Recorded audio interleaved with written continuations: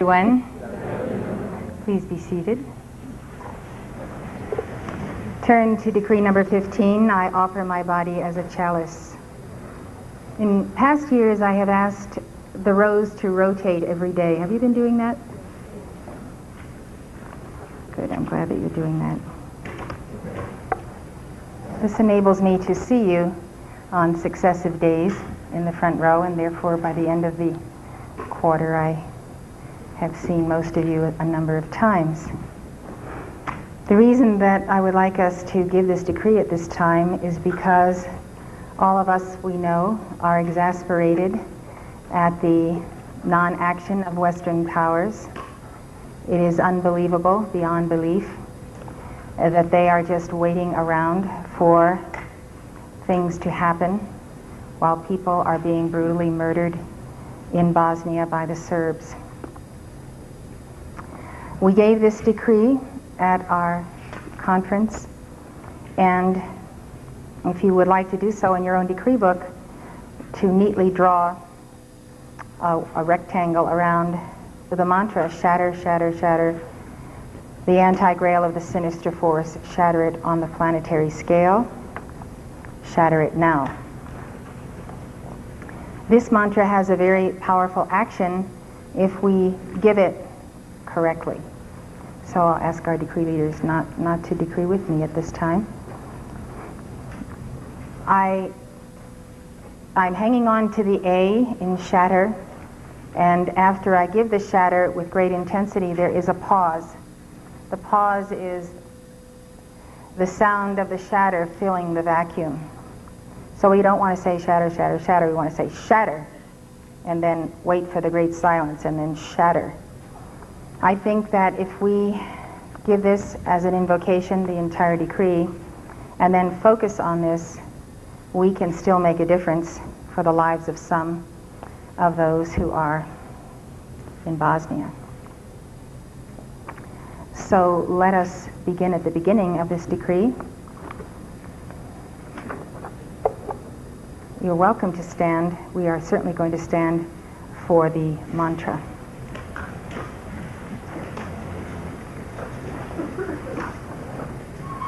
Would you like to make an announcement, A.B.?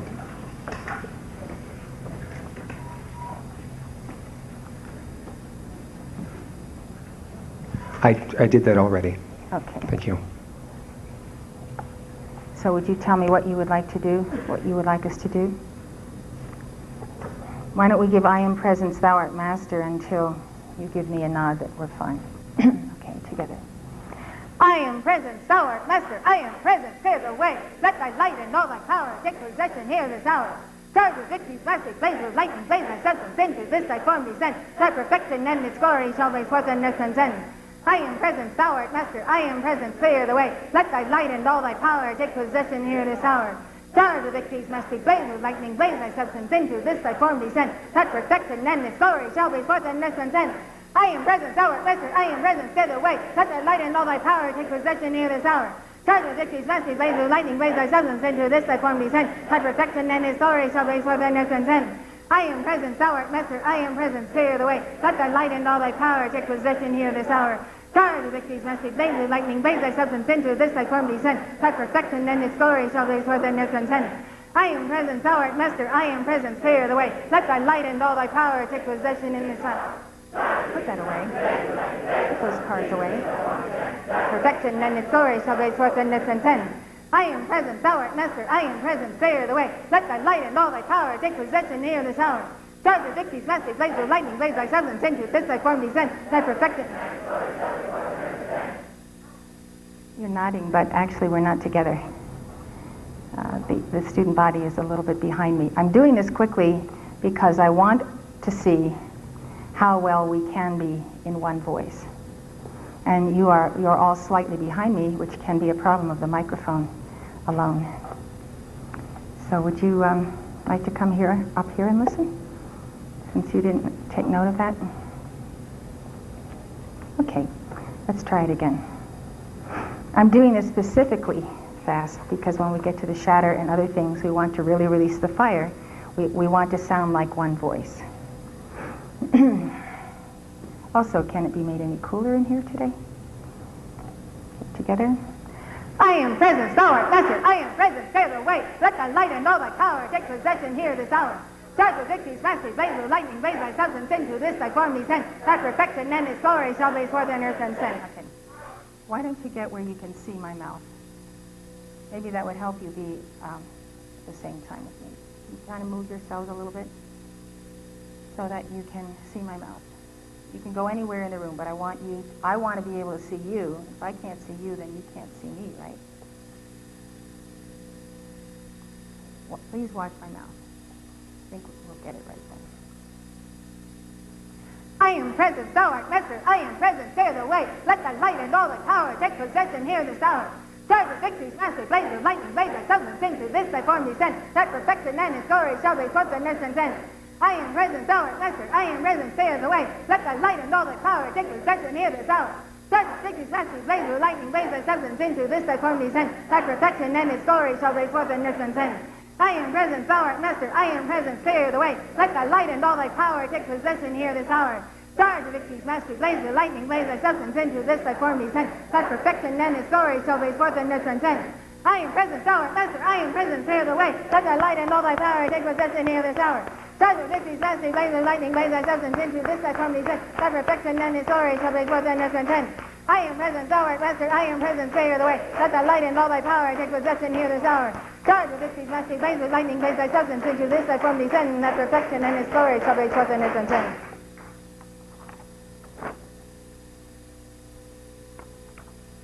We're ready to begin.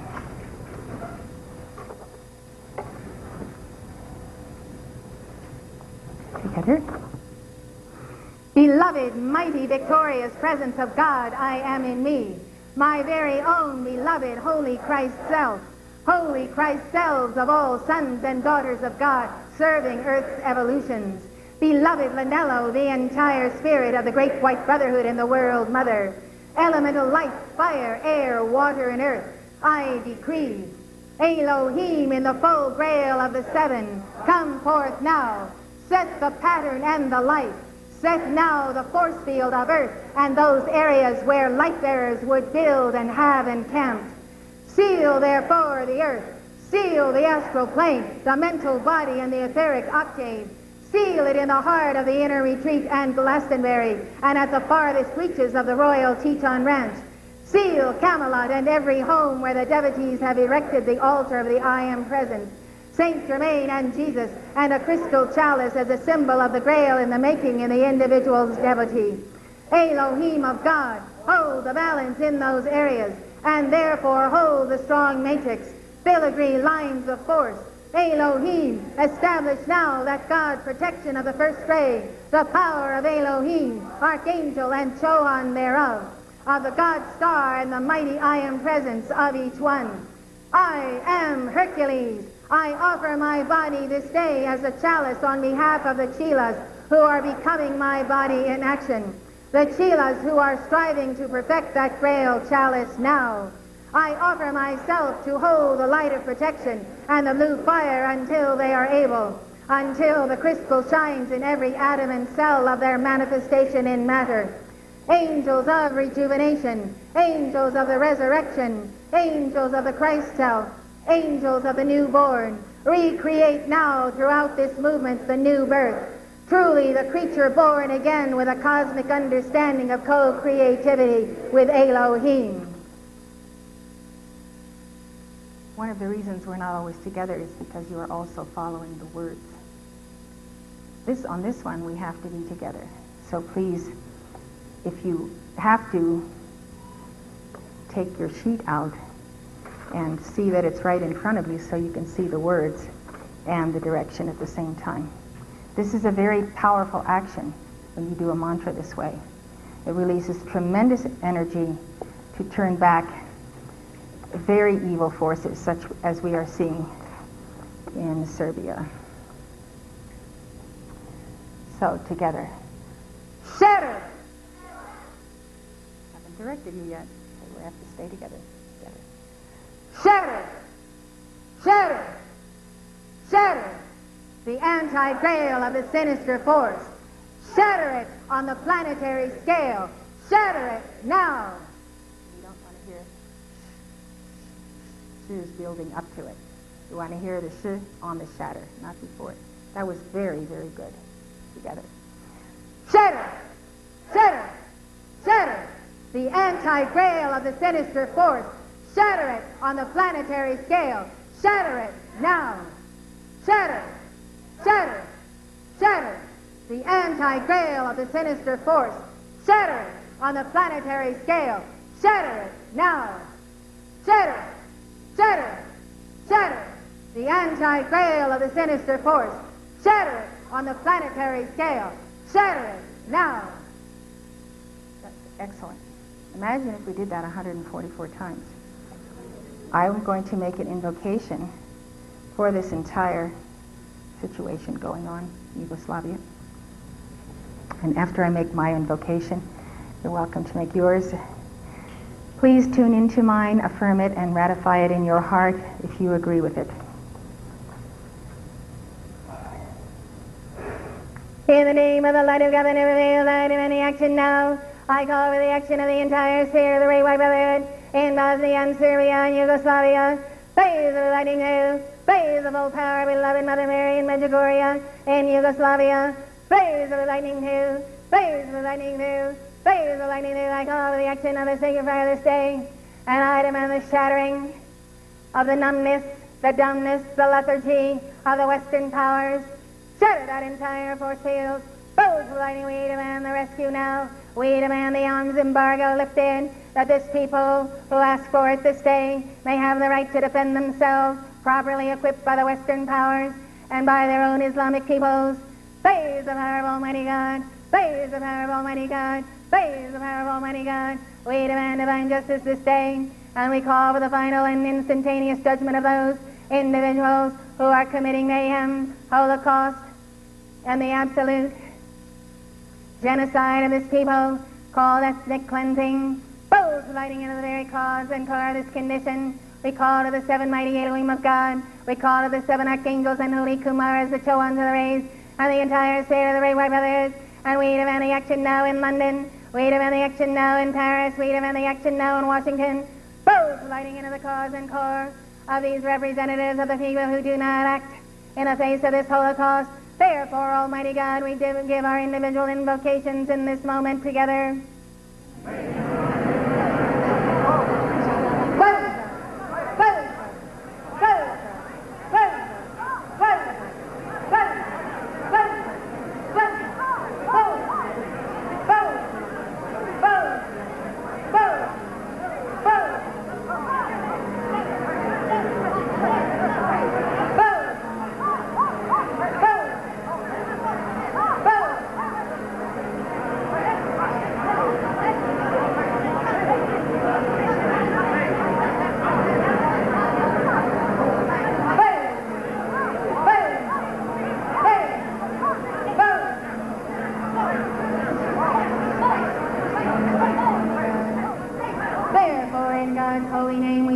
Together, shatter!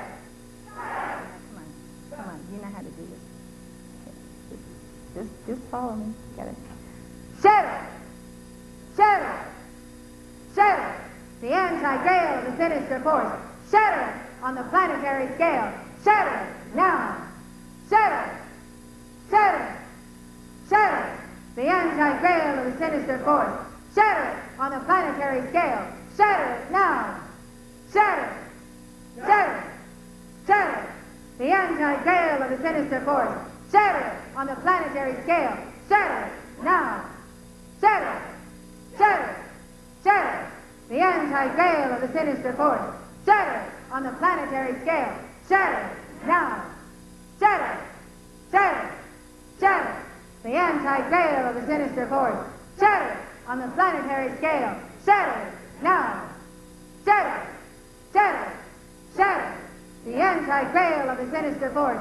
Shatter on the planetary scale. Shatter now! Shatter! Shatter! Shatter! The anti-grail of the sinister force. Shatter on the planetary scale. Shatter now! Now I'm asking you to increase the intensity as well as the loudness of your call but don't shout without being in control. I want you to give the full flow out of your being. Visualize Bosnia, the towns that have been taken over by the Serbs, the camps, the tents, the UN peacekeeping forces. Visualize very strongly what you've seen on television in the past week. Hold it in your mind's eye to such an intensity that your etheric body is there. Project your etheric body there, and therefore be a pillar of fire on that very place amidst these people who are in profound grief, mourning, and tremendous anger. Please let me hold the space between the shatter and don't come in until I actually direct it. In the name of the Father, the Son, the Holy Spirit, and the Divine Mother, we demand intercession this day for all souls of light and people of God on this earth, specifically in Bosnia, that the will of God be done by the power of the Almighty. We accept it done this hour in full power. Amen. Shatter! Shatter! Shatter! The anti-grail of the sinister force. Shatter on the planetary scale. Shatter now. Shatter! Shatter! Shatter! The anti-grail of the sinister force. Shatter on the planetary scale. Shatter now. Shatter! Shatter! Shatter!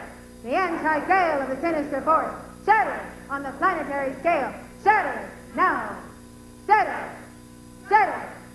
Shatter! The anti-grail of the sinister force. Shatter on the planetary scale. Shatter now. Shatter! Shatter! Shatter! The anti-grail of the sinister force. Shatter on the planetary scale. Shatter now. Shatter! Shatter! Shatter! The anti-grail of the sinister force. Shatter on the planetary scale. Shatter now. Shatter! Shatter! Shatter! The anti-grail of the sinister force. Shatter on the planetary scale. Shatter now. Shatter! Shatter! Shatter! The anti-grail of the sinister force. Shatter on the planetary scale. Shatter now. Shatter! Shatter! Shatter! The anti-grail of the sinister force.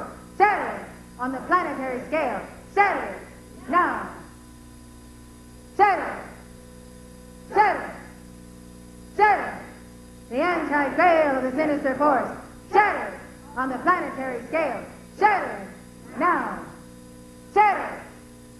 Shatter! Shatter! The anti-grail of the sinister force. Shatter on the planetary scale. Shatter now. Shatter! Shatter! Shatter! The anti-grail of the sinister force. Shatter on the planetary scale. Shatter now.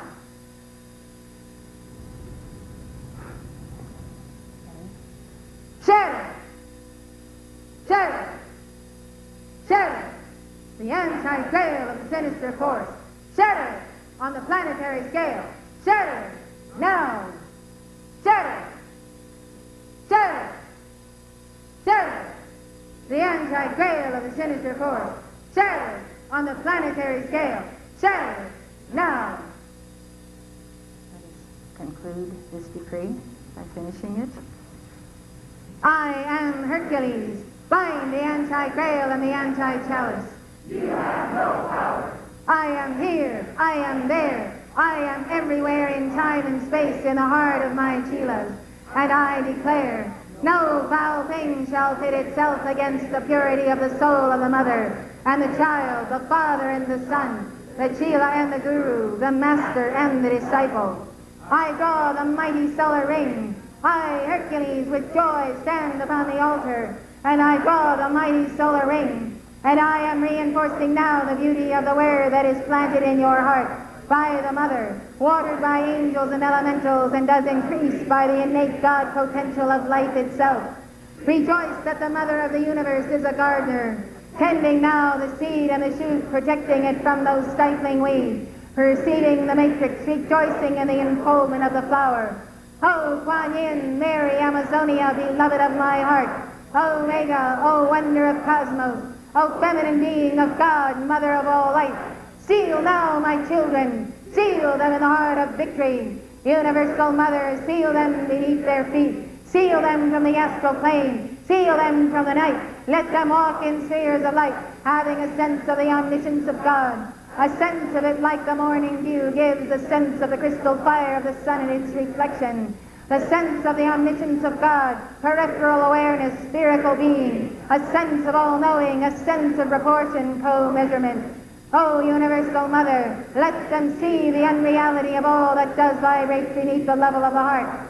Let them not stoop but rise and raise all life with them, as the divine plant grows, as the stem is created of that goblet of fire. Angels of the elixir, come. Give to each one now the cup to drink, for they are faithful and they are holy, and they have come to the royal Teton retreat. Let them drink now the cup. 1501. Let's say the title together. The Mother of the world has ordained. The Mother of the world has ordained. Winds gather ye, snows gather ye, birds hold ye back, geese stand ye back. No human foot shall set its traces on my summit. The audacity of the Dark One shall not surmount. The light of the moon shall not endure, but the sun rays shall touch the peak. Sun, guard my summit, because where else shall I keep my vigil? Never shall beast ascend, nor shall human power prevail. Herself, the mother of all being, shall keep her vigil with a fiery shield. What glows upon the summit? Why have the whirlwinds assembled a resplendent crown? She, the great mother, alone ascended the summit, and none shall follow her. Upon the highest summit stands effulgent the mother of the world. She came forth to smite the darkness. Why are the enemies fallen? And whither do they turn their eyes in desperation? She has cloaked herself in a fiery mantle, and encircled herself in a fiery wall. She is our citadel and our striving. The mountain of the mother extends from the earth to the heavens. The mountain of the mother extends from the earth to the heavens. The mountain of the mother extends from the earth to the heavens. Thank you very much. Please be seated.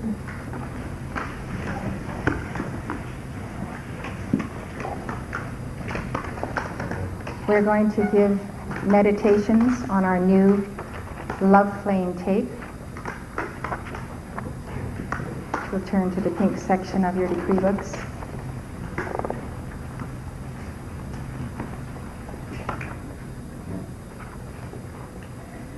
We'll give 3003 and 3004.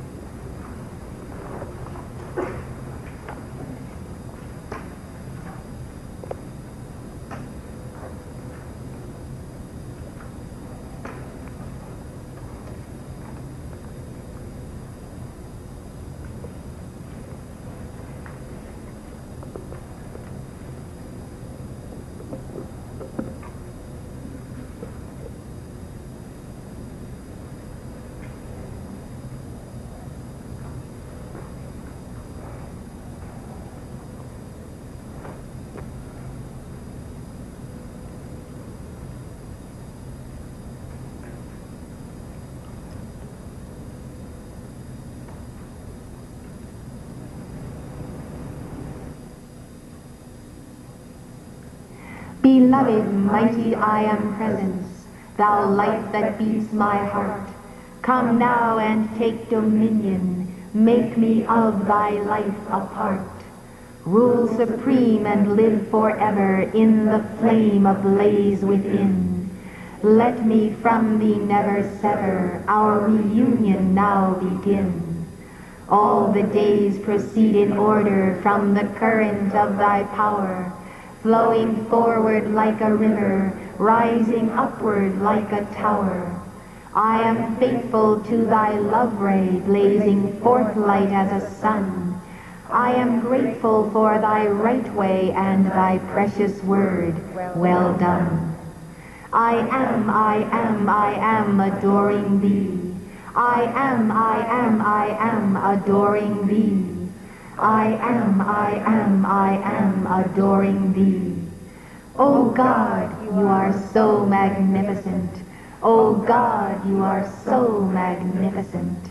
O God, you are so magnificent.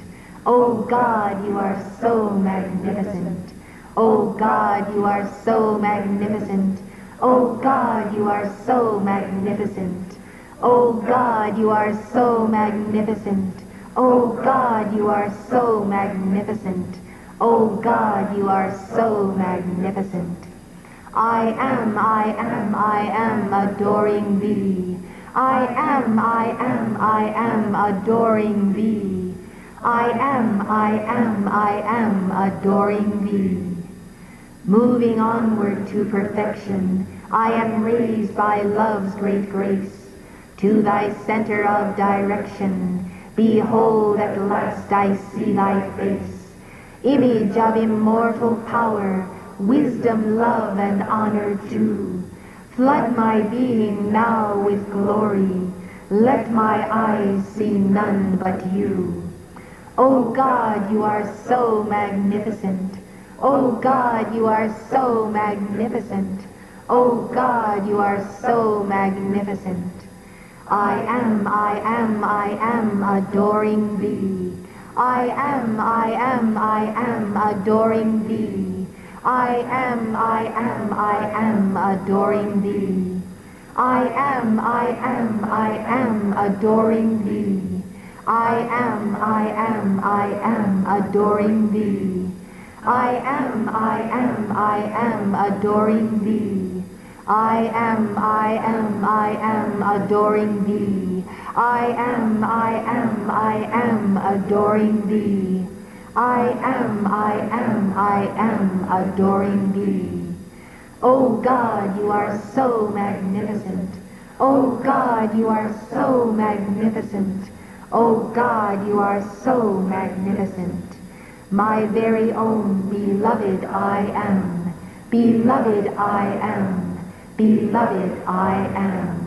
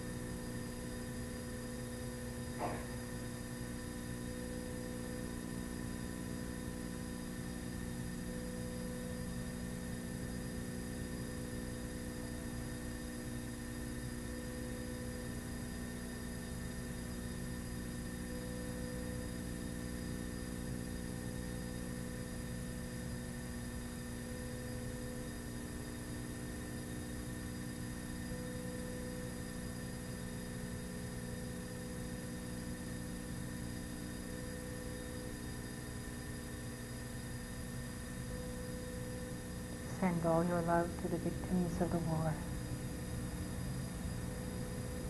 living or deceased.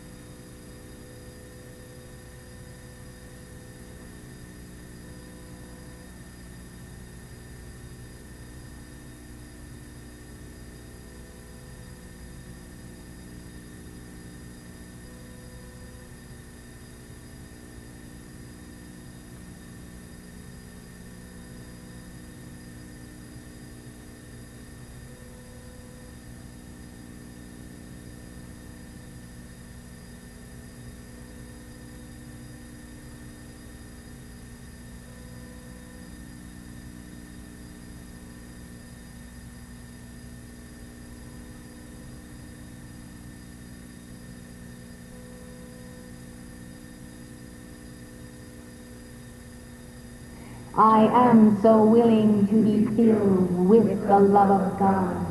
I am calling to be thrilled with the love of God. I am longing so for grace from the heart of God, yearning just to see his face by the love of God. As a rose unfolding fair wafts her fragrance on the air, I pour forth to God devotion, one now with the cosmic ocean. I am hoping so to be made by love divine.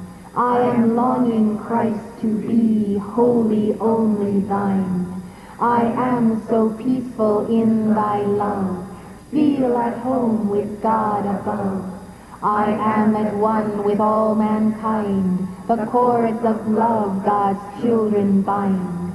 I am for e'er one living soul, with angels, man, and God as goal. As a rose unfolding fair wafts her fragrance on the air, I pour forth to God devotion, one now with the cosmic ocean. I am locked in God's great love, his mighty arms of power, cradled now by heaven above, protected every hour.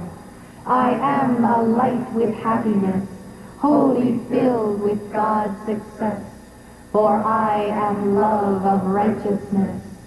I love thee, love thee, love thee, my own God presence bright. Love me, love me, love me, protect me by thy might. Remain within and round me, till I become thy light. As a rose unfolding fair wafts her fragrance on the air, I pour forth to God devotion, one now with the cosmic ocean.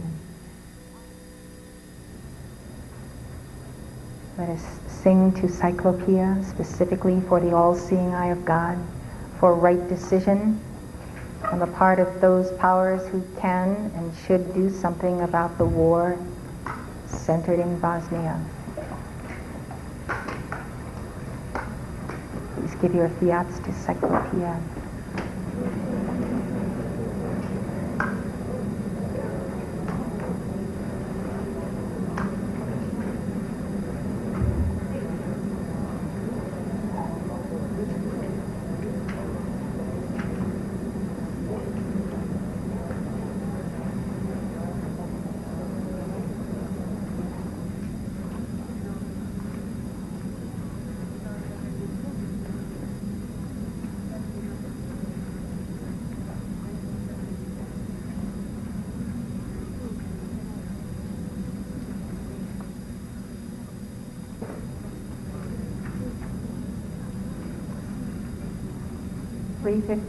A.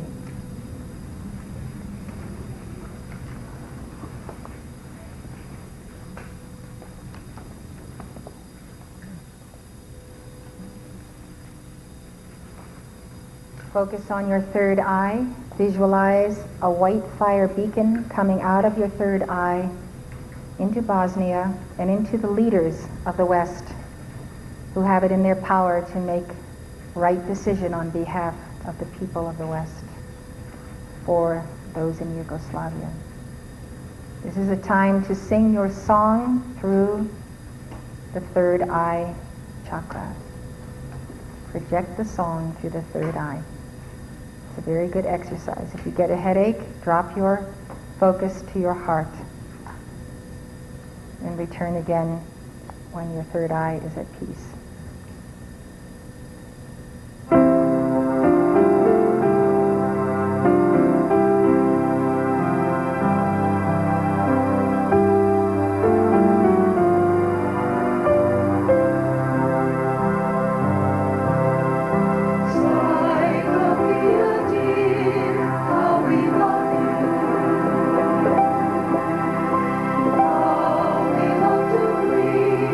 Sacred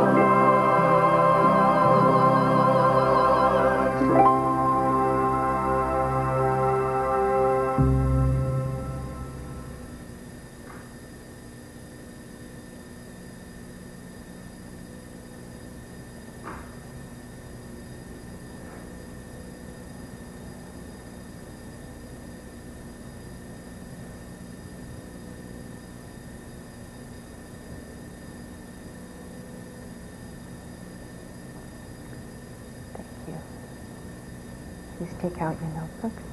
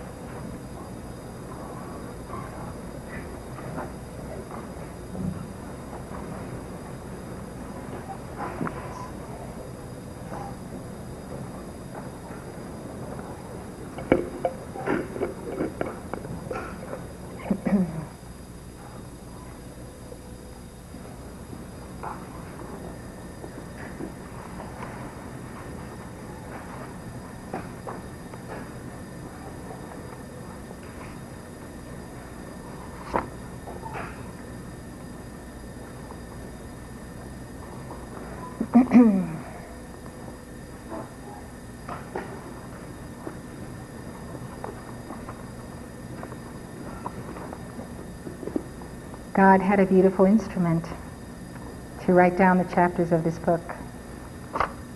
Lori Beth Jones. I wanted to tell you about the reason why we pick folded papers from a hat instead of getting assignments. How many of you are pretty accurate at anticipating which fortune cookie you should take at a Chinese restaurant? And the message is always right for you, right?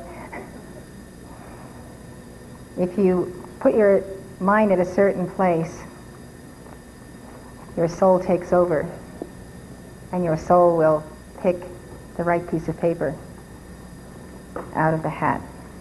So that's why we did it again, because we're not assigning this, but your soul is selecting the topic. And the reason we let the soul select the topic is because the soul knows best what you should be working with, rather than what your intellect would perceive as the necessity. So this particular take on Jesus' birth, he was constantly in a state of celebration, is what I think Jesus would like us to feel about him. Perhaps when we were with him, we bore his sorrows, but today we bear his triumphs, and his triumph in our own hearts. I like this because it gets us out of the somberness of it. I wasn't brought up Catholic, but I certainly have been Catholic for centuries before that. And I still could never understand in this life why we had to have such morbid, sickly-looking Jesuses in the Catholic churches. I thought, why do we have to look at this ultimate pain and tremendous grief that is portrayed by people who this is what they see. This is what they see in Jesus. I think this is a very important chapter to read and reread, because Jesus and God want us to be happy, and we've been condemned for centuries by fallen angels, by people we know and people we don't know.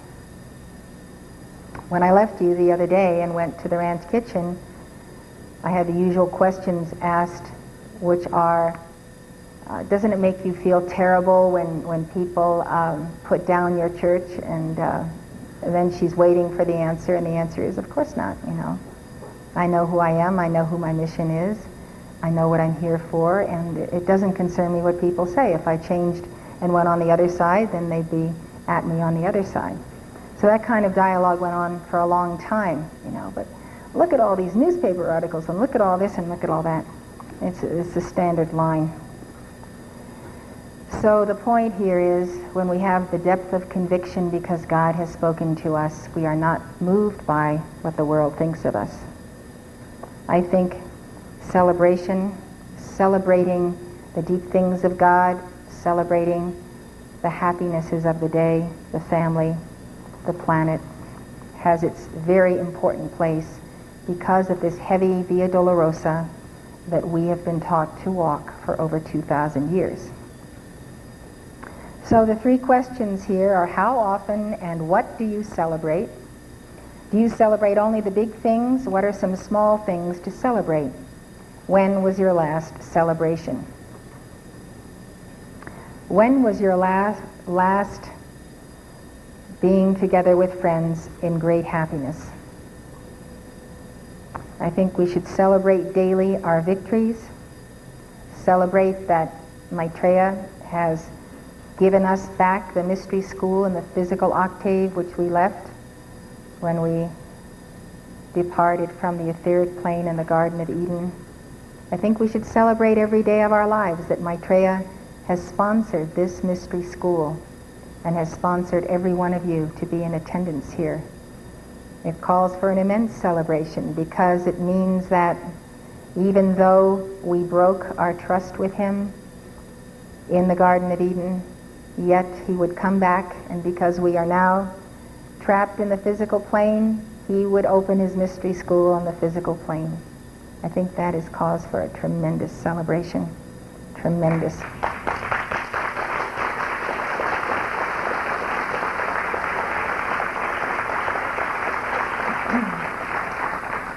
So I'd like you to really write sheets, reams of notes on causes for celebrations, everything that you can think of.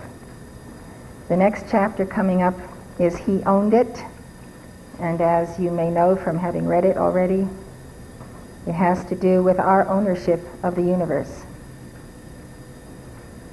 I believe that every man, woman, and child on this planet has the right to say that they own the planet and they own the universe. I've always felt that God gave it to me, and I feel that he's given it to you, and especially to the devotees of God who can carry the torch for the universe and for the solar systems. He owned it, and so do you. Ownership is an interesting and elusive concept because it implies a permanent state of possession. We have to get straight right now that we don't really own our bodies. They're on loan to us. Just about everything else God has given us. Yet all things, even life itself, are only on loan to us. Author and management consultant Ken Blanchard says that visionary leaders are those who view life's resources as being on loan to them, while more limited thinkers are still in an acquisition mode. One year for my birthday, an artist friend of mine, declaring that he had a surprise for me, took me blindfolded up a long winding road at sunset, stopped the car at an especially scenic point, removed the blindfold, and had me slowly open my eyes. There before me was the city coming alive with little twinkling lights, as if God had scattered iridescent diamonds across a black velvet sea. For your birthday, I give you this, he said. The entire city is yours. I can visualize exactly where that place is. I know exactly where they were sitting in their car looking at the city. How many of you also know? Okay. I wonder if God whispered these same words to Jesus as he sent him into the world. Jesus clearly demonstrated a sense of ownership of all things. Babies have that sense, don't they? They think that everything in the house belongs to them. Whether the need was a donkey to carry him into town, an upper room to pray in, wine for a wedding, or even coins to pay Caesar's tax, Jesus did not consider himself a beggar king. He used his divine sense of ownership. Say that with me. I have the divine sense of ownership. I have the divine sense of ownership. I have the divine sense of ownership to create the goods he needed when he needed them. And many times what he needed was delivered through the generosity and willingness of those he served. Jesus' sense of ownership did not give him a sense of noblesse oblige, however. The joke is told about a famous writer whose friend finally told him he was no longer welcome at his home.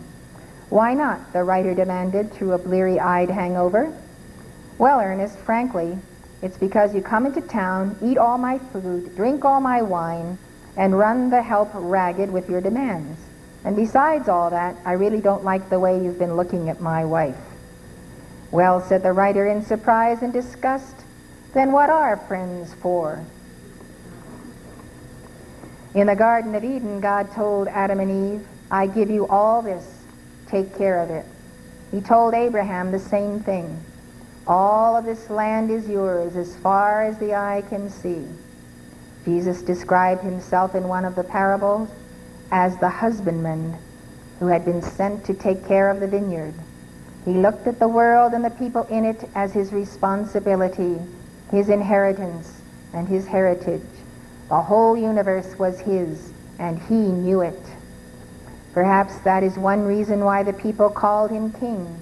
It was the way he looked at the world and carried himself in it. Jesus said, all that the Father has is mine. Every galaxy, every newborn sheep, every fish leaping into the net, all that the Father had was his, and he knew it. He owned it.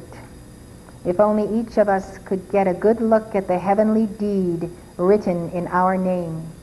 If only we could study it and know our inheritance by heart, we would walk on this planet a different way, with more gentleness perhaps, and more certainty and power.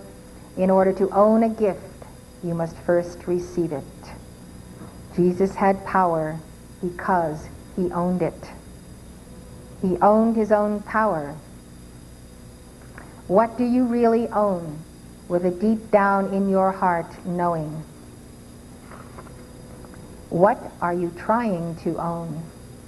How can you truly own it? Let's go back to where we were in answering the questions. So the next number would be which question now? 13. Here we are. He believed in himself. How much do you believe in yourself?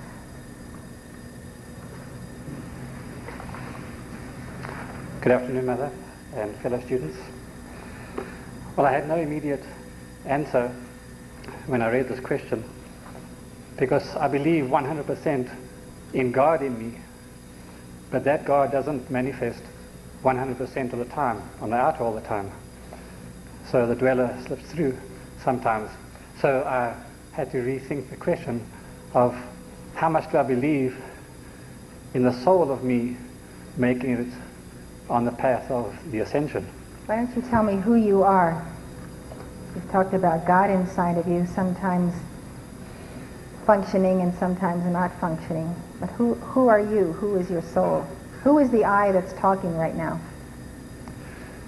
It's my consciousness, which is part of my soul, and partly united with my Holy Christ self. Don't complexify this. Who is talking right now? Me, Craig Nicholson. Great. Craig is talking. Right. Okay, Craig, you have elements of all levels of your being that you have become, and then other elements of your being that you haven't realized.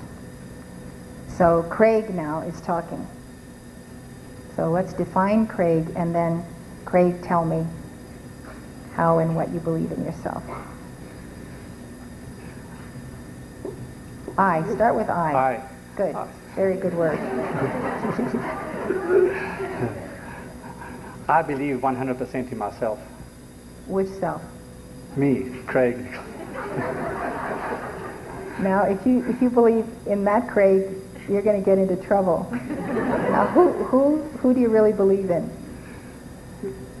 Well, I believe that I'm bonding myself to my Holy Christ self, and I believe 100% that I will become fully bonded to my Holy Christ self.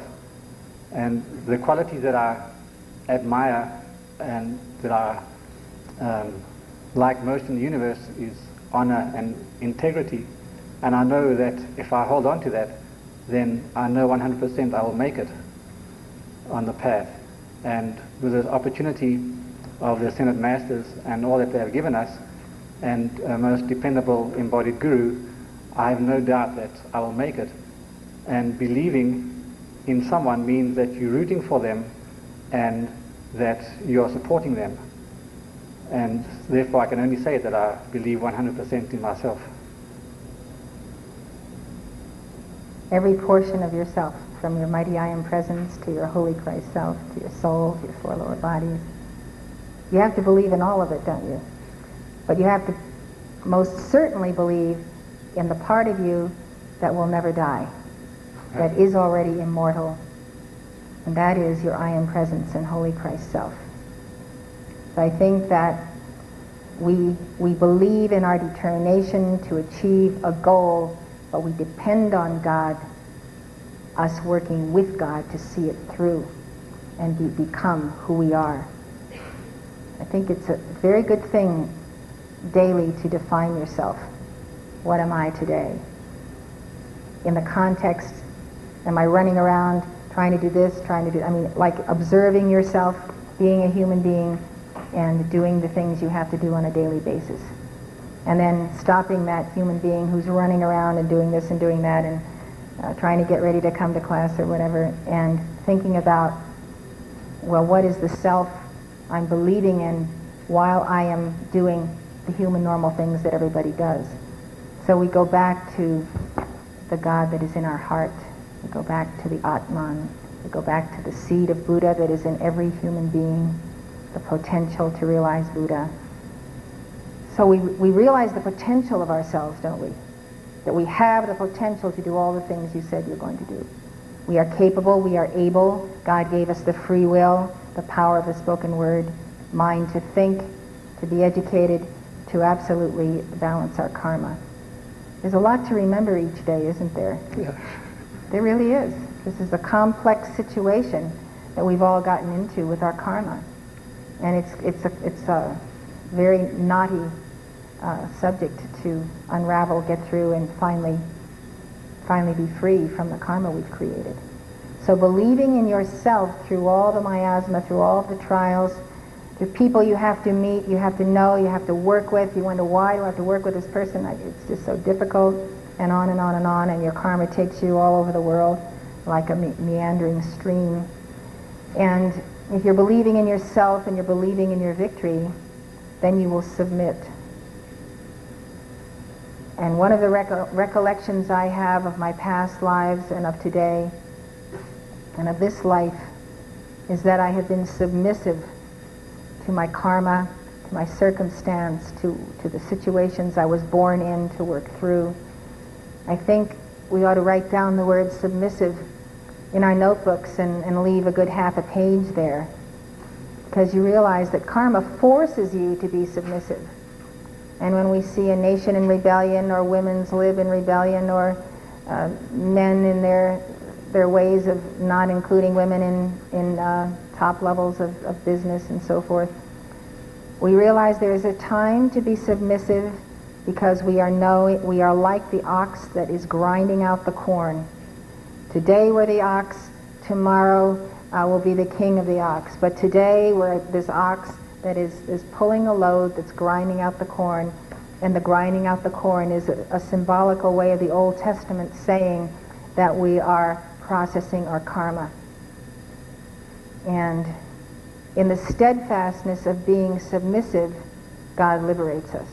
Every time I have said, I see this, I have to submit to this karma, and I do submit, and I finally come through it, I find that God is there waiting at the gate to liberate me and to say to me, all right, you've finally balanced this karma, you are free from this situation, from this entire circle of events, and you can go on to the next cycle.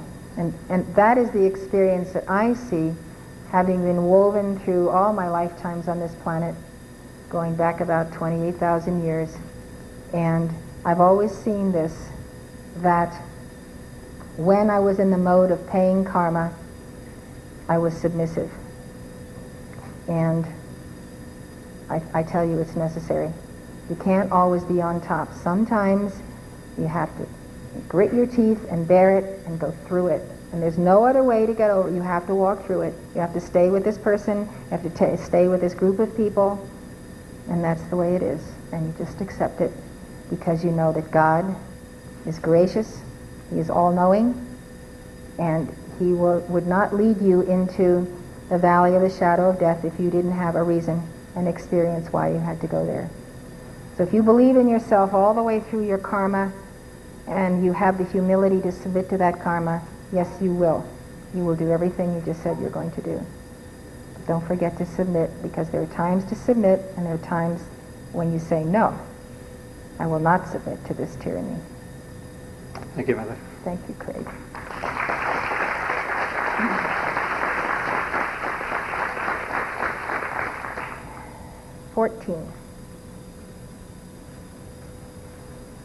What would it take for you to believe in yourself down to your very toes?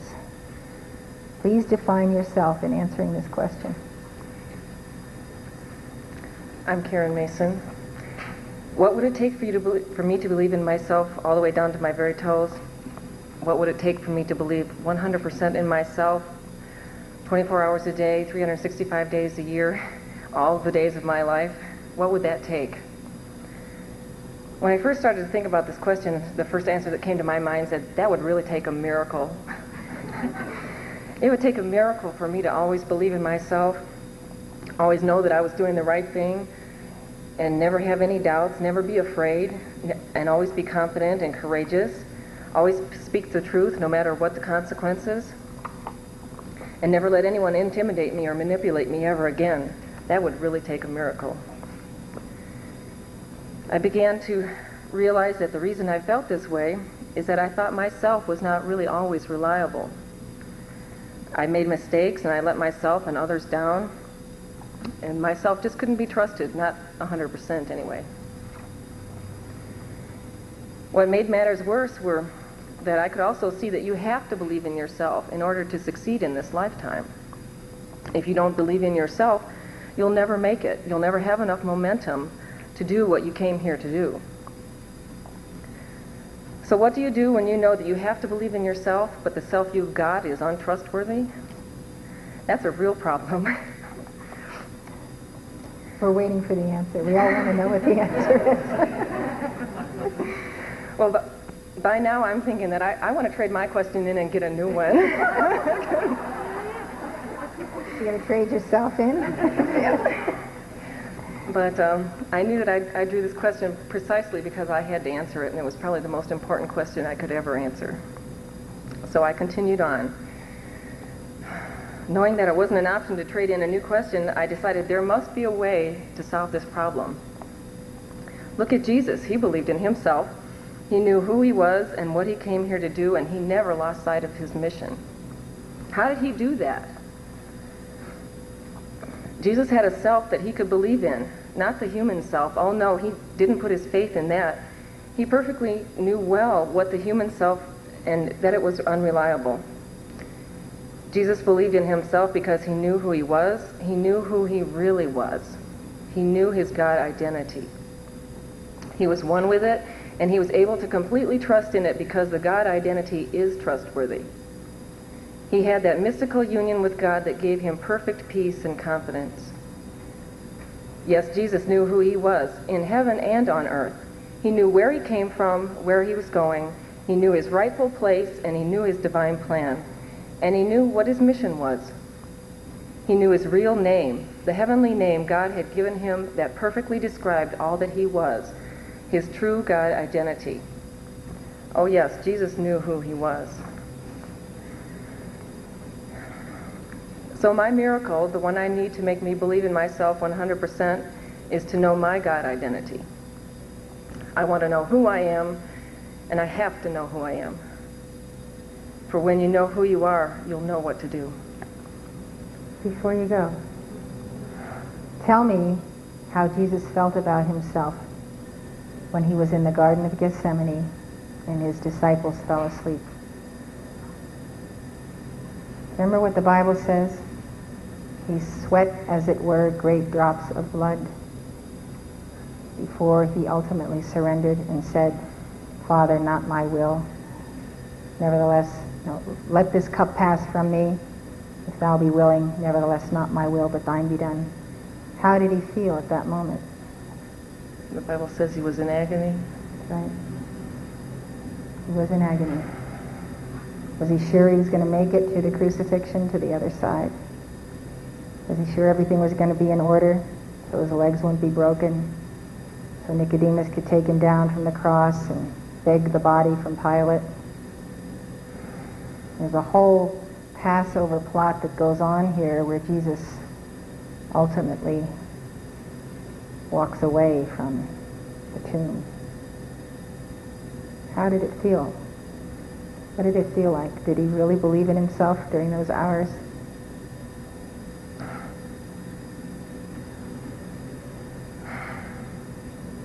And then on the cross he says, my God, why hast thou forsaken me? Mark Prophet gave an explanation to that. He said that the ultimate test of your realizing your Christhood is that you must go on the substance and the essence of God that you have internalized down here. Jesus became and realized the fullness of his Christhood in his final incarnation. And he constantly walked with the Father, with the I Am Presence, with Lord Maitreya as his guru. But the test that he had to pass on the cross was to sustain himself for eternal life without the support of the I Am Presence. He was the Christ. He was the embodiment of the Christ self. And Mark Prophet said that that moment of separation from the I Am Presence was such a pain, such a sudden pain. It's like if you take the wind out of someone and there's a vacuum. And therefore he cried out, my God, why hast thou forsaken me? Which was that moment of realization that he could only pass this test if he had enough God stuff within him to go on, and he did.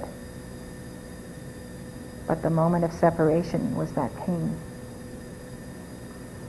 I want us to remember that Jesus was human, because if we don't, then we will make a God of him and eventually a God of ourselves, and we will not come full circle to be able to answer the question that really it is not the Holy Christ self and the God above you who ultimately you can count on. Ultimately, you have to count on your determination to internalize that God and that Christ self, so that when you come to the major tests of life, you will be able to meet them, not because the I Am Presence is up here and the Holy Christ self somewhere between you, but already integrated. So you are ready for that ultimate crucifixion. And the self you believe in is the self that has made up her mind today that you will have that strength, because you will implore it from your Christ self and from your I Am Presence daily. And when the time comes for you to be tested, God will not test you unless you have the strength to pass that test. So when you do have the strength to pass it, you will receive the test. And from this day to that day, you promise yourself that you will be ready for that initiation.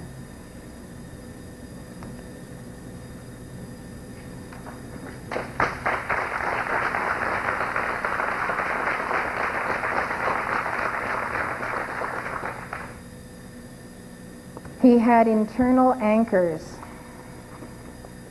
Internal anchors. See, we're past that, aren't we? I was going to go on to the next chapter rather than the next question. Okay, so you want me to do this? No, we're going to read a chapter and then we're going to call up the next number. I just didn't go to the right page. Sorry. You'll have to go into your dither all over again when you get up here.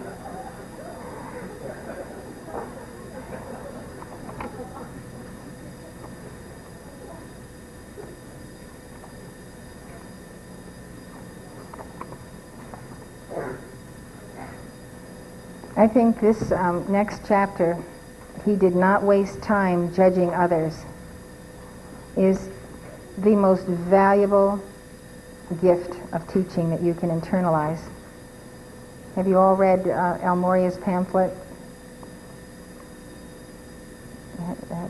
What's the name of the pamphlet again?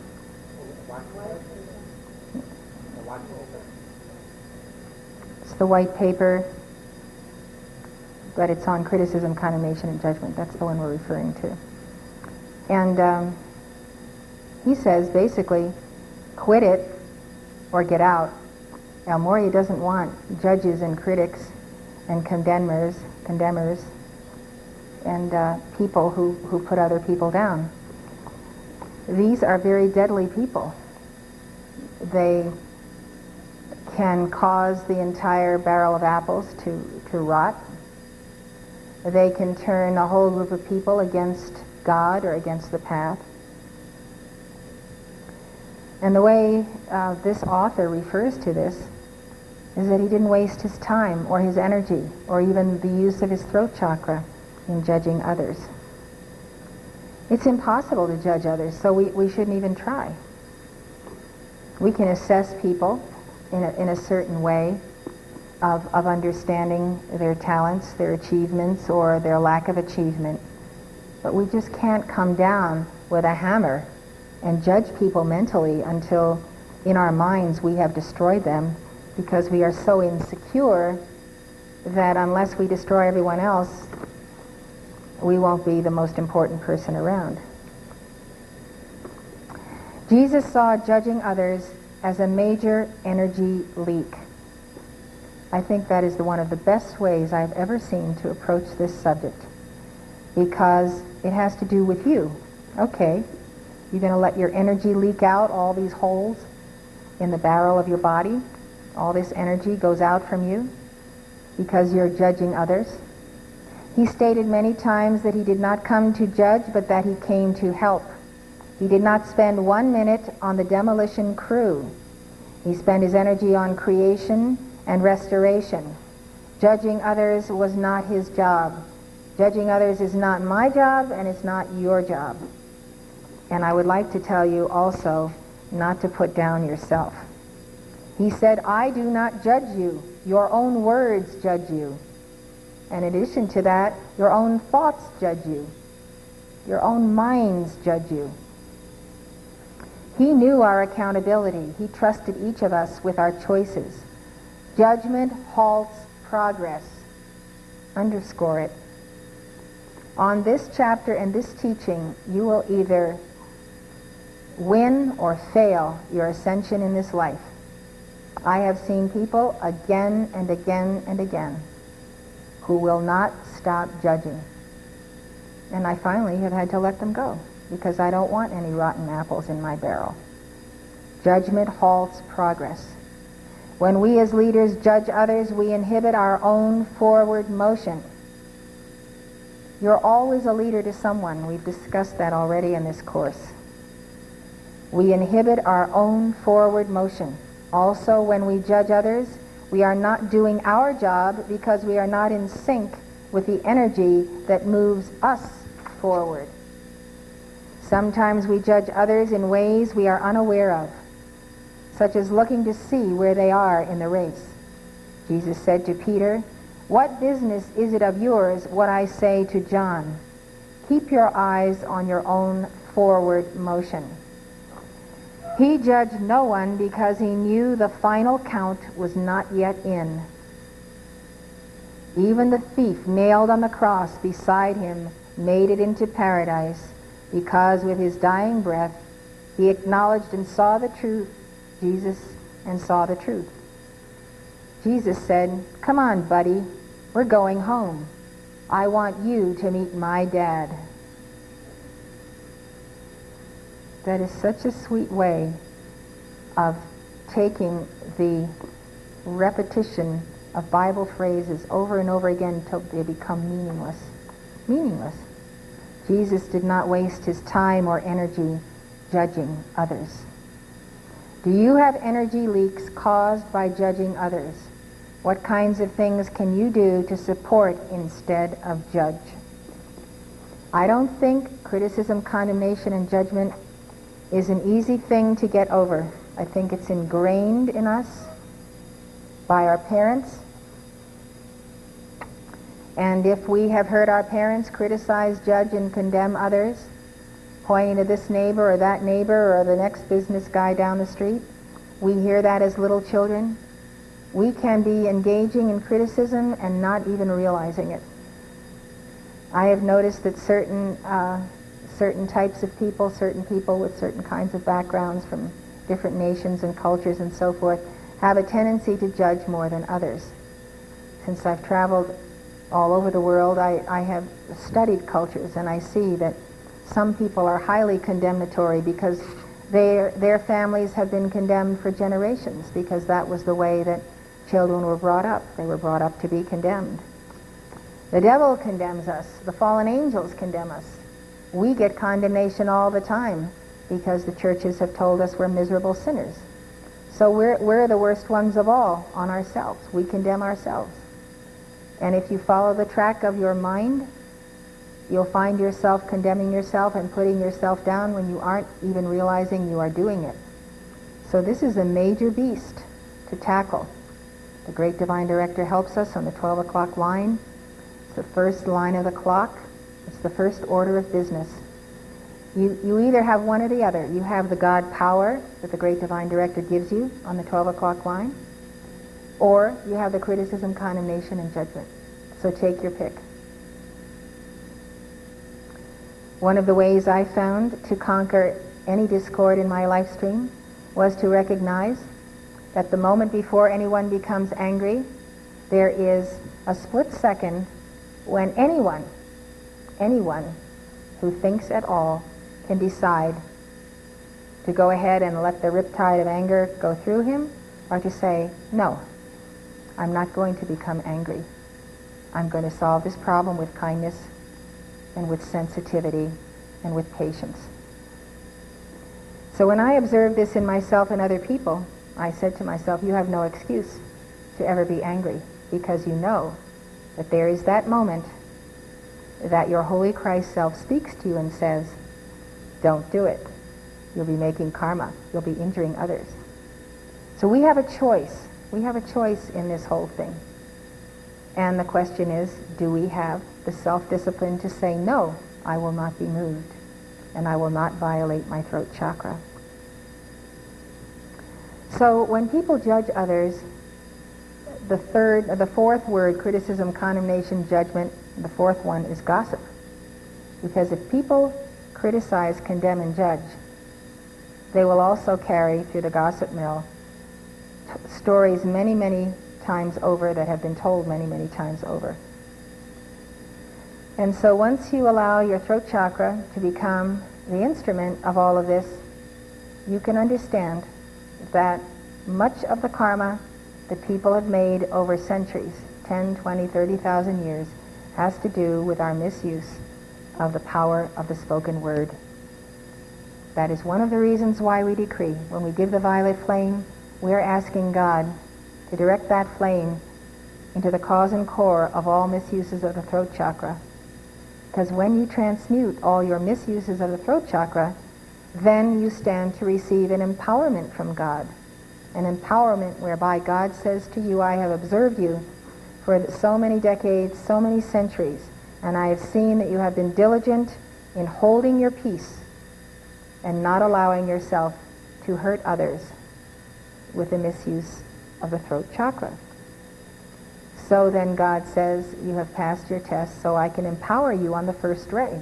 When you receive empowerment on the first ray, then the decrees you send forth are many times more powerful, because God has entrusted you with his power, because you have proven to him over many lifetimes you will not misuse the power of the spoken word. Please think about this, because, as I said, it will make the difference as to whether you make your ascension in this life or you do not. And of course, you must recognize where you have been at fault. And if you don't know, ask your best friends. They will know. They will tell you politely if you ask them what is something that they observe in yourself that they feel you could correct. Your brothers and sisters will tell you in great kindness if you approach them gently. So look at this seriously. Now we'll go back to the question and the one who is coming forward.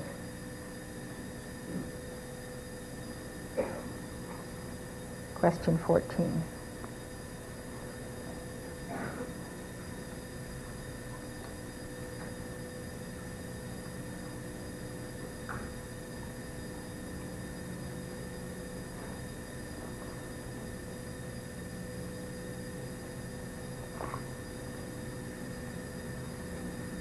Good afternoon, Mother. Sorry about that last. Please read the question. The question is, what are your internal anchors? My name is Riley Dawson. Did we do question 14? Yes, we did. Okay. Thank you. This is kind of difficult because we wouldn't be doing this if there were multiple choice. I felt I needed to rewrite the question for myself. My understanding of the term internal anchor from the text is not coming unglued when encountering crisis, feeling centered, and experiencing what the author described as that euphoric bubble when you finally reach a decision that you know is right, recognizing that harmonic C note. What are my internal anchors? How do I keep from coming unglued when faced with a crisis situation? What keeps me feeling centered? And how do I recognize the harmonic C note when I have made the right decision regardless of others' opinions? And do I experience the euphoric bubble? First, the centeredness and not coming unglued. In spite of my knowledge of the teachings, I still find it difficult not to at least begin to panic when encountering a crisis. I strive to avoid making snap decisions.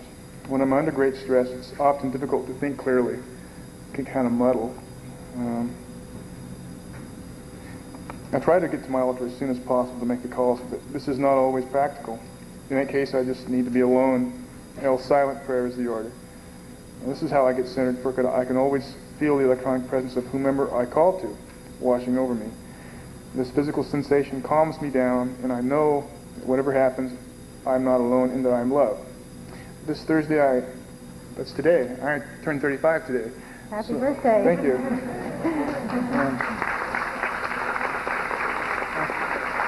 Thank you very much. 11 o'clock line. We did the cosmic clock today, and so it's pretty apropos. So I've been kind of stressed lately. Last 6 weeks or so, I felt a little bit more than stressed lately. But being here and constantly reminded that I'm loved has made all the difference.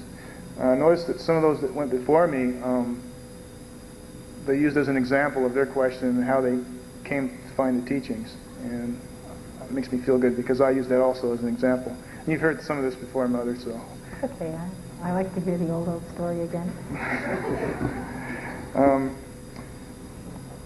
I need to use some real examples. In 1989, I became acquainted with Saint Germain during a meditation. I was involved in a meditation group that used as its basis the I Am movement materials. So we had their chart of the Divine Presence, which left some very important things there. And their picture of Saint Germain, which is similar, but Saint Germain is Saint Germain, and his presence is his presence. We had a guided meditation, and they left us alone. And during that meditation, I felt this presence, and I felt a sensation like electricity just washing over me. And I also saw an image of standing on a mountain, looking down over a valley. And it imparted to me that this was the beginning. But this was in '89, and I didn't reach the teachings till '91. Later on, I saw Mother on 60 Minutes. They weren't too flattering, but I saw Mother on in front of the altar, and behind her I saw the Chart of the Divine Self. And I also saw a picture of Saint Germain, and I desperately wanted more information, but they didn't give an 800 number at the end for more information, because it was kind of an expose thing. So it wasn't until later that I saw, one morning in the spring of 1991, while flipping through cable channels in Phoenix, I came upon Mother on public access. And she was lecturing on the lost teachings of Jesus. I felt that electrical sensation again. I felt compelled to watch the program. At the end of the program, there was a knight on a horse in an 800 number, and a song about 144,000 that sent even more chills down my spine. Still sends chills down my spine today. Have you met the knight? No, I haven't. Yeah, he lives in Glastonbury. Well, I felt compelled to call the number. I was told that I would receive some information. And here's an example of that euphoric bubble that I felt. Having made a right decision, I knew that, I was going through some turmoil then, but I felt an inner peace with that. Having called and hanging up the phone, that part's kind of taken care of. That really initiated me on the path, because everything else kind of fell into place after that. Some days later, as I approached my mailbox, I once again felt that strong electric sensation that I felt that day with St. Germain. Clearly, there was something in the mailbox that was of great importance. When I reached the mailbox, I found an information packet from the ranch. I tore it open and walked away reading the brochure. There was listed the names of several ascended masters that would be waiting for me that summer. As I read each name, I felt a different electric sensation, as though they were introducing themselves to me, one master at a time. I felt compelled to attend Freedom 91. There was another euphoric bubble. I felt this sense of panic, like my life depended on getting to the ranch. It's true, it was overwhelming. I was like, I had no idea there was a local study group in Phoenix, and I found that there was, and I was able to get a ride, and they had some inquirers classes at the time, and I got to learn more about the teachings before I arrived at the ranch. So I was totally green, and I became a keeper and was baptized in also. That was another euphoric bubble. With the decision to apply to SU, I felt this bubble once again. This was truly the harmonic C note of making a decision in spite of what others thought around me. My family is strongly against the idea. They think I'm in a cult, but this is my life, and I feel like I'm the Christed one in our family. And I wanted to tell this also. I applied for SU, and I was working at a job that I've had for the last 5 years in an engineering firm, and I was going to ask for leave of absence. I didn't think they was going to give it to me. They laid me off, along with half the plant. So 3 days before Ann Kilroy called and told me that I'd been accepted to SU, I was laid off. So I was truly cut free.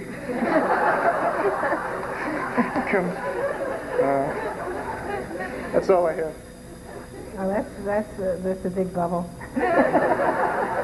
Thank you very much. Very much.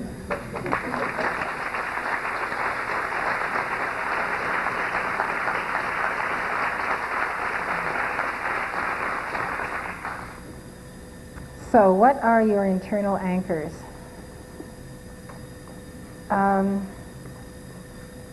Since I came on the path, since I met Mark Prophet when I was 22, I have seen the Sinister Force try every trick in the book and then some. And there was one little small incident that kept recurring, which was my European relatives would send me wool knitted clothes for my babies, and promptly someone in the household would throw them in the washing machine and there would be nothing left of them. And each time this happened, I would get upset because I realized, all the love that went into these clothes and so forth. So the final time this happened, I simply said to the fallen angels and the Sinister Force, you will never cause me to be burdened about this again. And I will not be moved, and you will not get one erg of my energy over this equation. Miraculously, the people worked for me never shrank another garment again. They figured out how to do it. But I realized that the only reason that monkey business was going on so long is that every time they could pull it, they could get me upset and they could steal my light. So I thought, this is a very interesting thing. I'll have to remember this. So years went by, and the organization has been challenged in the media and so forth, and we've been through all kinds of trials and tribulations and threats to our community. About in 1990, I thought I was facing the greatest crisis I had ever faced. And I can remember walking up in the woods, up into the mountains, calling out to God to deliver us and to deliver our church. And I gave my prayers, gave my calls. We were in the court decreeing week after week. And I suddenly said to myself, why do you ever get upset over a crisis? God has never let you down in your entire life. He has always come to your rescue. He has never failed you. Not once has he ever failed you. So, if you know that, and you are at peace, then you will discover that a host of enemies will not be able to touch you because you will become invulnerable and invincible. Now, you may think it's odd that it took me so many years to come to this, but when you are really in the heat of the fire of hell, it is in that fire that you have to learn that no matter what, God will deliver you. Therefore, be at peace and dismiss the powers of evil. I have found that proportionately as I have not given power since to any threat against me or my church, that I've had far less to deal with. And it actually only occurred to me as we were talking just now, as you were talking, that is in fact how I have dealt with it. And many times, many church members have asked me, how do you keep on? How do you carry on? And it's very simple. You trust in God and you do your work. You do your work at the altar. So the devil will no longer vex you if you tell him he has no power and you don't give him any power. So please write that down. It should serve you, and the lesson should come home without you having to spend as many years as I did coming to that conclusion. So let's hear from the one who has question 16. From whom do you seek approval? It's pretty loaded, isn't it?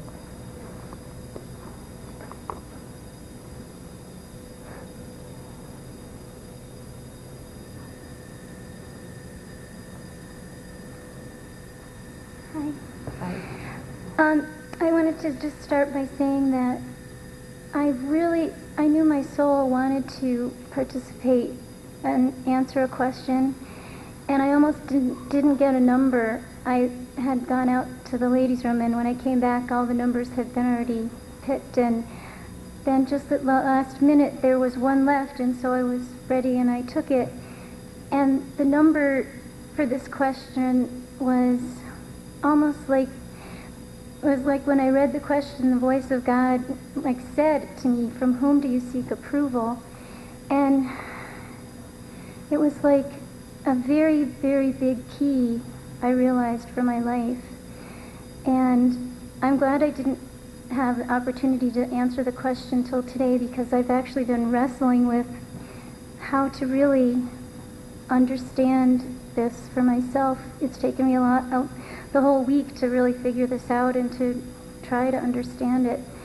I guess basically why it's such a key for me is that I grew up in a family, like I'm sure a lot of people, that was very dysfunctional, and I had a lot of fear about getting in trouble and getting yelled at, and I learned how to please people, and it was kind of how I survived. And I also had a lot of criticism and condemnation, and I felt very unworthy in myself, and so it was really easy for me to just do what other people wanted me to do.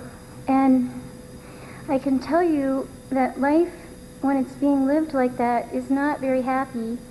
And I had to go through a lot of years of hitting brick walls and just feeling like, I really wasn't fulfilling myself.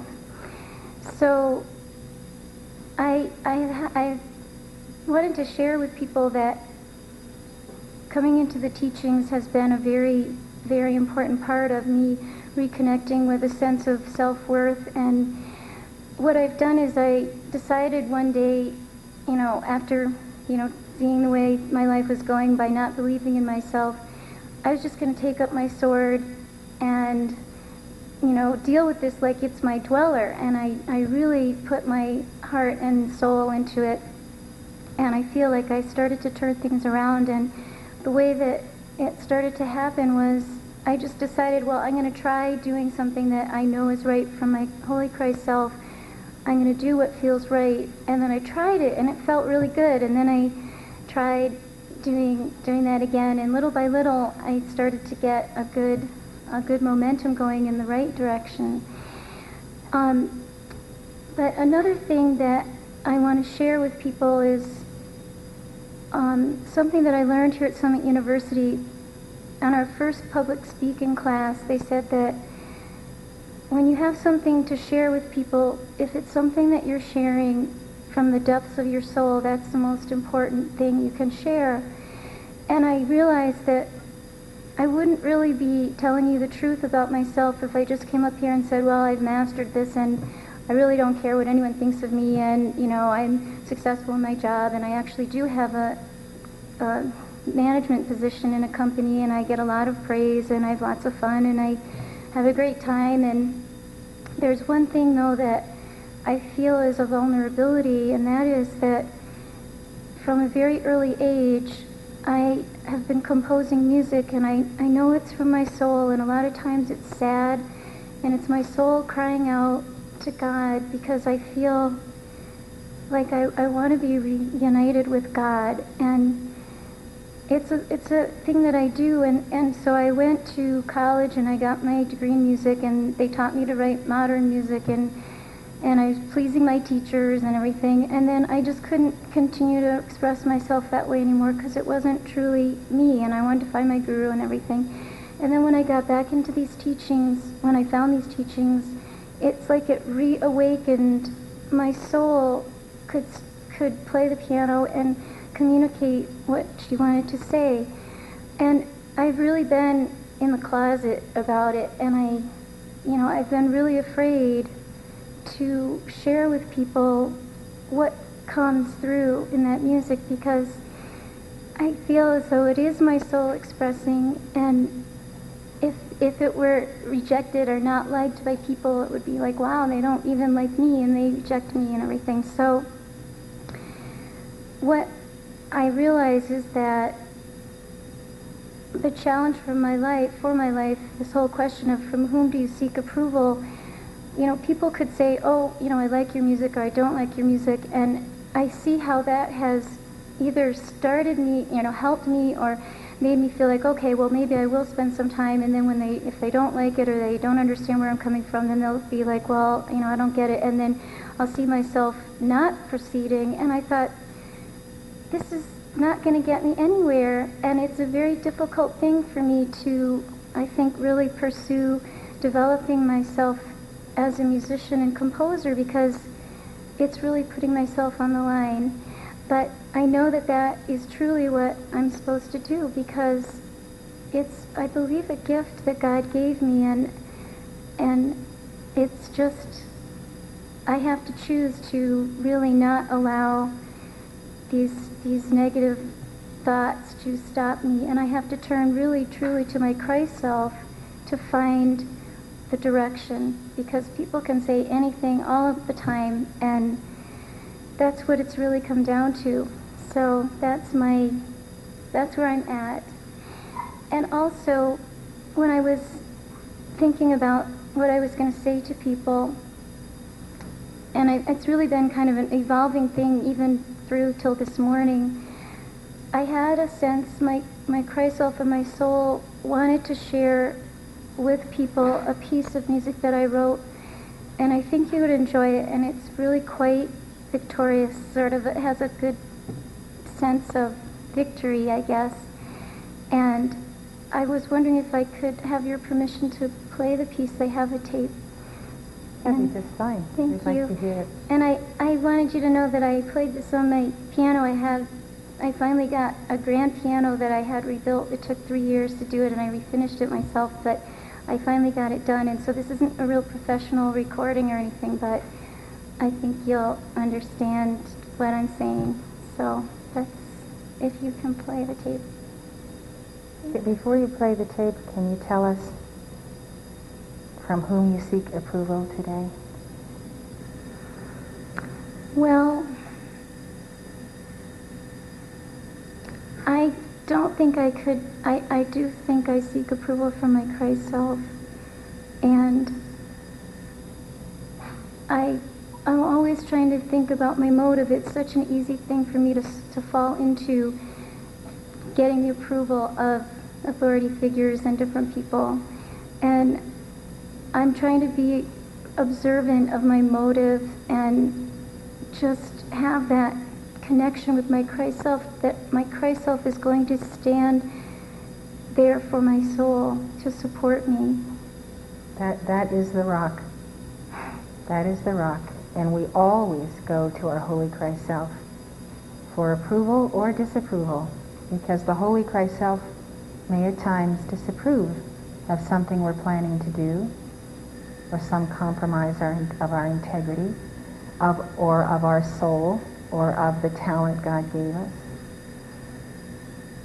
You know, I want to tell you that I had someone many years ago when we were in Colorado Springs assisting me as a secretary, and I was working on the Pearls of Wisdom, and she looked at me and she said, "Nobody's going to ever want to read these Pearls of Wisdom." And I said, "That's ridiculous. The whole world is going to read the Pearls of Wisdom." There was not a question in my mind, you know, so don't let the naysayers get you down. You know who you are.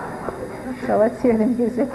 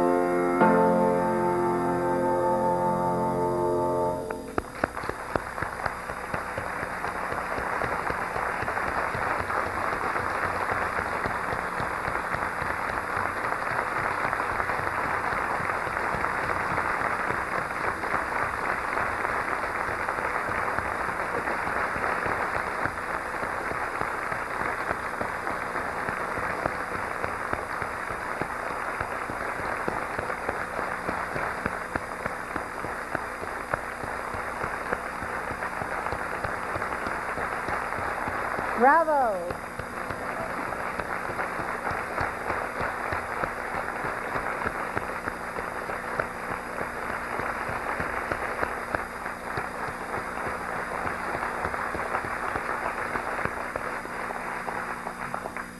We'll take a tape a day, please.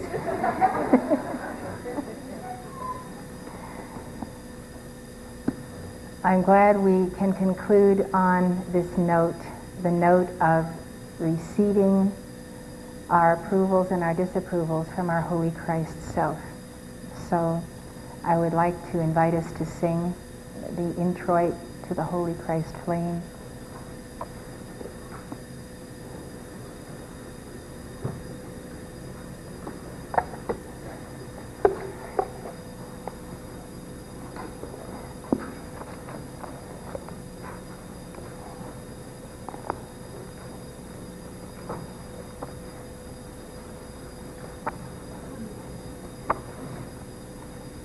Do you have the number for us? 29. I'd like to ask you to make your calls to your Holy Christ Self. Number 1, to submit yourself to your Holy Christ Self. How many of you have had anyone say to you, trust me, just trust me? Yeah. Well, we've all trusted someone in our lives, haven't we? And it always leads us down the path of ruination. Mark Prophet said, trust no man. Trust only the God within another or the Holy Christ Self within another. I ask you to trust and to learn to trust and to take the pink decrees during this session to the place where you have absolutely no sense that you cannot trust your Holy Christ Self in all things. To commune with that Holy Christ Self when you retire at night, to establish the bond and the tie, to renew it when you awaken in the morning. When you have that rock of Christ in you as your constant friend, teacher, companion, you are going to go and hit the mark and become who you are. So let us sing 29 with your calls first.